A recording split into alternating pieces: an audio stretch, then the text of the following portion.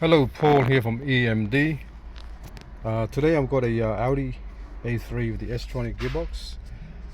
The customer complained sometimes you go to select the gears and up here will come up as actually the gears are selected in reverse but nothing's happening. Sometimes you gotta turn the car off and then turn it back on to actually get it working again. So the customer came in, we scanned the car, and it comes up with a fault with the parking switch, which is inside here, this whole. So you got to replace this whole thing because it's one piece. All right, but there's a repair kit that you can do. You can buy. The repair kit is for a. It's pretty much this one here. So instead of replacing the whole complete unit as one, we actually put a repair switch, like a bypass. So I can actually start it up. I'll have a look. I can go reverse.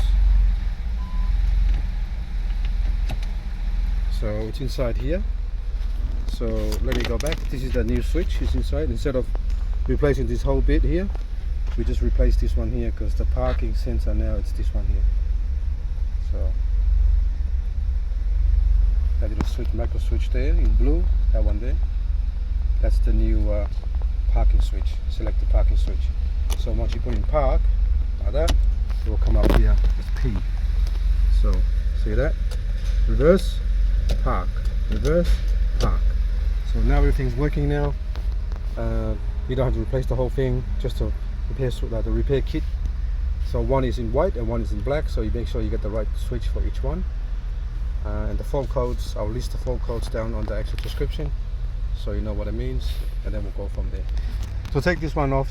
Just remember to take the top one off here before you remove the whole center console. There's one outside. They're all clipped on. There's no screws all clipped. Two. It's very hard. Just gotta make sure you grip it here firm and then just pull it straight up.